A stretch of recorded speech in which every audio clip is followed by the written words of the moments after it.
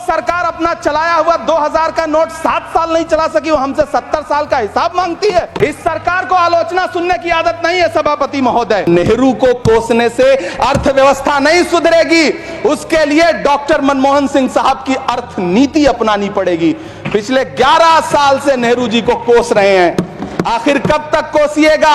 थोड़ा पंडित नेहरू जी के बारे में पढ़िए, तब पता चले कि पंडित नेहरू की शख्सियत का नाम है। खुद को धार्मिक कहने वाली सरकार भगवान श्री कृष्ण के प्रिय खाद्य पदार्थों दही और मक्खन तक पर जीएसटी लगाती है और बात करती है मध्यम वर्ग की हिमायती होने की। बच्चों की किताब और पेंसिल तक पर टैक्स लगाने वाले सरकार से मैं पूछना चाहता हूं कि आप मध्यम वर्ग का हितैषी बताते हैं खुद को, तो शर्म नहीं आती है? जिंदा रहते हुए जनता से हर चीज पर टैक्स वसूलने वाली ये सरकार कम से कम मरने पर तो लोगों को बख्श देती, लेकिन नहीं, वहां भी लूटना है। अंतिम संस्कार के सामान, अगरबत्ती, धूप बत्ती, केवड़ा जल, चंदन पाउडर, जौ, बताशा, काला तिल, पंचरत्न, कपूर और कफन तक पर टैक्स लेने वाली ये सरकार किस मुंह से खुद को मध्यम वर्ग का हितैषी बताती है? सभापति महोदय, इस सरकार का बाजार और महंगाई पर कोई नियंत्रण नहीं रह गया है। चाहे देश में लहसुन 400 रुपए किलो बिक जाए,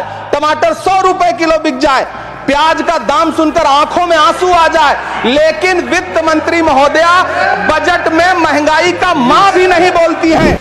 पिछले 2 साल अमृतकालीन बजट पेश किए गए और इस बार एक नई शब्दावली गढ़ी गई है, तुष्टीकरण बनाम संतुष्टीकरण का बजट। सभापति महोदय, सुनने में कितना अलंकारिक लगता है ये शब्द। सोच रहा हूं देश की वित्त मंत्री और प्रधानमंत्री जी से पूछूं कि आखिर किसकी संतुष्टि?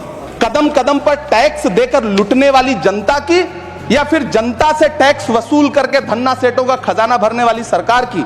किसकी संतुष्टि? जिस बजट में मनरेगा के लिए 1 रुपए की बढ़ोतरी ना हो, जिस मनरेगा से करोड़ों मजदूरों के घर में चूल्हा जलता हो, उस मनरेगा में काम करने वाले गरीब मजदूरों के लिए अगर आपके खजाने से 1 रुपया भी इजाफी नहीं निकल सका, तो भला कौन संतुष्ट हुआ साहब? इस देश का गरीब मजदूर या आपके उद्योगपति दोस्त? वो जो महाराष्ट्र में लोकसभा और विधानसभा के बीच में 40 लाख मतदाता बढ़ाए गए थे, अरे उन्हीं के लिए मनरेगा का थोड़ा सा बजट बढ़ा देते। क्या उसमें मनरेगा का एक भी मजदूर नहीं था 40 लाख लोगों में? सारे के सारे 12 लाख की छूट वाले से आगे के लोग थे।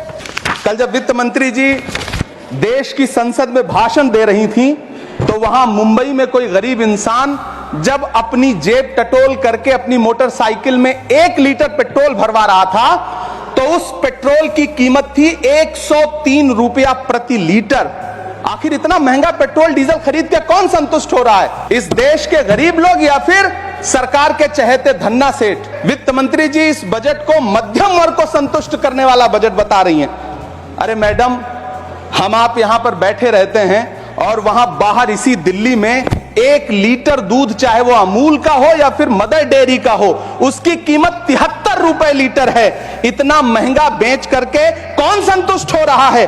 गरीब जनता या आपके धन्ना सेठ दोस्त? सभापति महोदय, मैं तो वित्त मंत्री जी से पूछना चाहता हूं आपके माध्यम से कि शायद आपको पता ही नहीं है कि गृहस्थी चलाने वाली एक गृहिणी की मुश्किलें क्या क्या होती हैं। आपने कभी सोचा भी नहीं होगा कि जब वो किचन में सब्जी बनाने के लिए कड़ाई में तेल डालती है तो उसके साथ उसके आंसू भी गिरते हैं। सभापति महोदय, शायद उन्हें पता भी ना हो कि एक छोटी सी गाड़ी और एक छोटे से फ्लैट का ईएमआई भरने के बाद इस देश का एक गरीब इंसान जब अपने बच्चों की फीस भरने के बारे में सोचता है तो उसे कितनी खुशियों का गला घोंटना पड़ता है। शायद उनको पता भी नहीं है कि फसल बेच करके बिटिया की शादी का सपना सजाने वाला किसान जब अपनी फसल बर्बाद देखता है तो कितनी रातें सो भी नहीं पाता है। सभापति महोदय, शायद वो कभी इस पीड़ा को समझ ही नहीं पाएंगी कि परिवार के किसी एक सदस्य को कैंसर जैसी बीमारी हो जाए तो घर और जमीनें गिरवी रख उठती हैं, लेकिन इलाज नहीं हो पाता। इसी देश की संसद में कभी स्वर्गीय सुषमा स्वराज जी ने कहा था कि जब जब देश की करेंसी गिरती है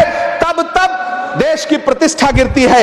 एक तरफ कोलंबिया जैसा छोटा सा देश और उसके प्रधानमंत्री गुस्तावो पेत्रो खड़े हैं, जो कोलंबिया के नागरिकों को हथकड़ी लगाकर लाने वाले जहाज को अमेरिका बैरंग वापस लौटा दे रहे हैं, और दूसरी तरफ हमारे प्रधानमंत्री जी खड़े हैं जो बेड़ी और हथकड़ी लगा करके लाए गए बेटों के अपमान पर एक शब्द नहीं बोल रहे। सभापति महोदय, मैं इतिहास के पन्ने पलट रहा हूं, मुझे दो किरदार याद आ रहे हैं। एक तरफ निक्सन के 7वें बेड़े की धमकियों के सामने लोहे की तरह अडिग इंदिरा गांधी खड़ी हैं, तो दूसरी तरफ खुद ही नमस्ते ट्रंप का नारा लगाते हुए प्रधानमंत्री जी खड़े हैं। मेरे कानों में सुषमा स्वराज जी की आवाज गूंज रही है। बहुत कम बोलने वाले डॉक्टर मनमोहन सिंह ने बहुत ज्यादा बोलने वाले प्रधानमंत्री जी को जब देश की बागडोर सौंपी थी तो $1.58 का था, आज 85 से 87 के बीच में झूल रहा है। इन दिनों रुपए की अहमियत गिरती है तो न तो देश की प्रतिष्ठा गिरती है, ना प्रधानमंत्री की गरिमा।